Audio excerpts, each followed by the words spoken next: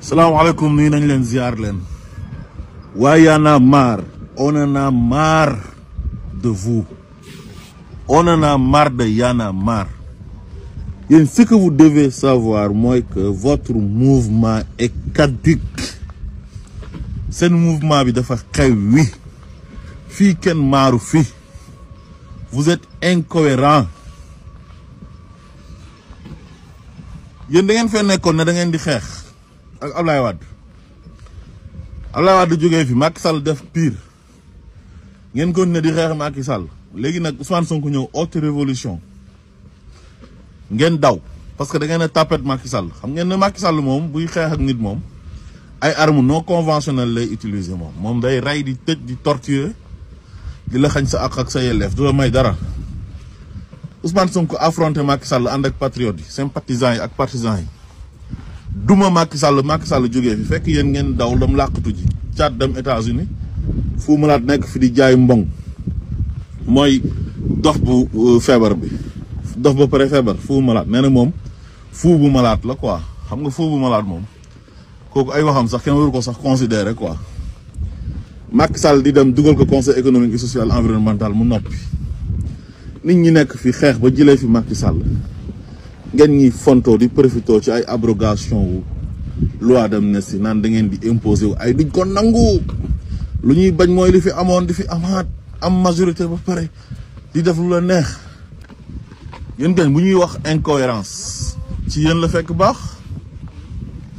yéen incohérent wul parce que yéen da ngeen di ànd ak ay nit di xeex benn principe ba mbir mi sotti ngeen ëlbatikuwaat ànd ak ñi ngeen doon xeex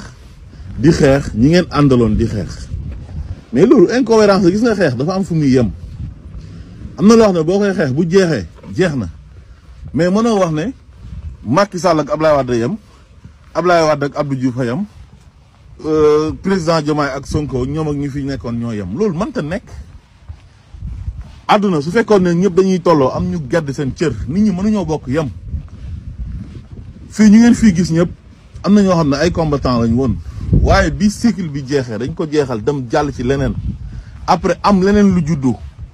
mais seen y'en a marre gi si boppam moom ñun on en a marre de votre y'en a marre quoi. fii kenn maaru fi sénégalais bi ñu maaree yàgg na loolu dépassé nañ ko parce que révolution soo ko xasee ba réussir ba pare da ngay jàll ci leneen te ñii ils viennent juste de faire 1 an au pouvoir. kon dañoo gisul lu ngeen fii wax ak lu ngeen di kaas yéen loi d'amnistie bi ngeen di wax naan ay abrogation totale ngeen bëgg yéen ban légitimité ngeen am yéen ba naan ay dinañ ànd ak askan wi duñ ko nangu ñu ngi oo ay toutes les forces vives de la nation. Yéen kan moo ànd ak yéen mënu leen dajale sax ñaar fukki nit yéen loi bi Pastef daf kaa mas a bañ moom voté wu ko. Ousmane Sonko dafa woon ay député ne leen bu leen ay ci crime de sang yi bokkee ak torture bu leen ko voté te même buñ ko voté sax loi d'amnistie organisation des droits de l'homme internationale ay Nations Unies yëpp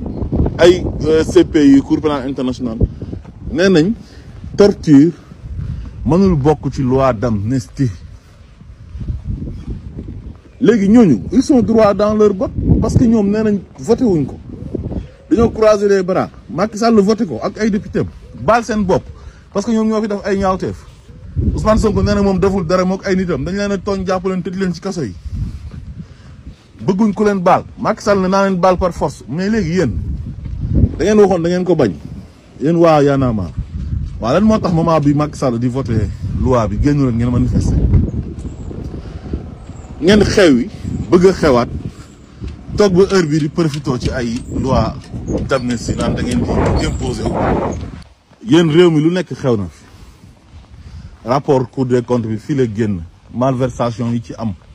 crime financier yi ci am ah Farba Ngom Tahirou Sarr ñu arrêté leen ñu génnee 442 milliards teg ci table bi Tahirou Sarr am 8000 hectares ci réew moo xam ne am na ñoo xam ne pour ñu am 150 mètres carrés problème ah ils se sont enrichis illicitement ci ndodd sénégalais ngeen xam loolu yëpp noppi am problème jalousie xew wi ah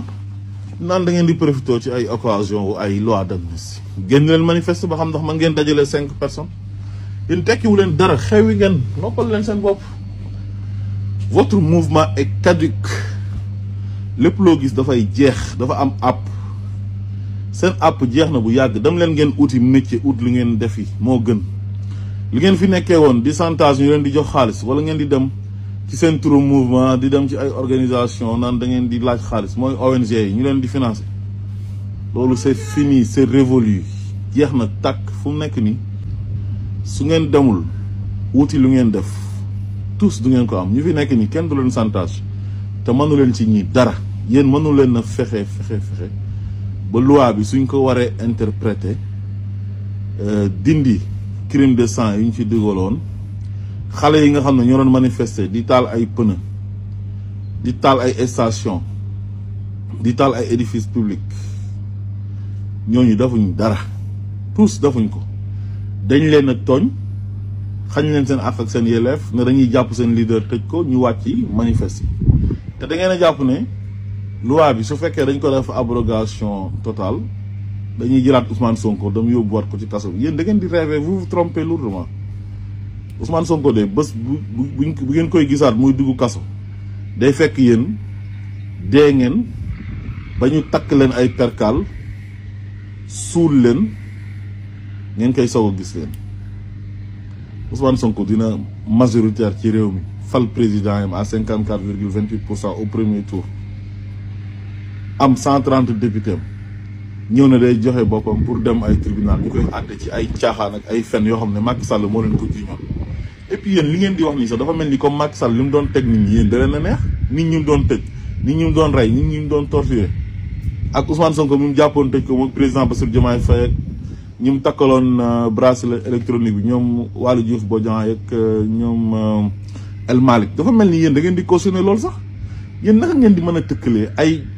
ñu recruter ay nervi jox leen ay armes ñuy rey ay nit yuy torturer ay nit ah rey Fulbert Sambou rey Didier Badji te seen yoon nekku ci rey François Manque bu jël 80 et quelques xale rey leen dóor leen ay bal ñu dee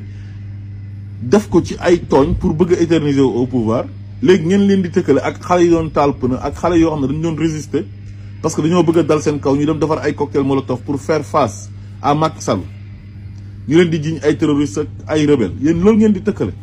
ñaata manifestation mooy am France États-Unis partout gars yi di toj di wàcc ci mbedd mi di taal ay pneu di song ay édifices te masuñ leen a jiñ terroriste masuñ leen jiñ rebelle parce que ka jiite réew mi moo def lu tax ñooñu mer wàcc di taal nit su fekkee da nga kaa ëpp doole kañ buy xeex ak yow moom moyen yu mu am moom lay xeex ak yow ay xeer la am cocktail molotov la am donte loolu ñun cautionné wuñ ko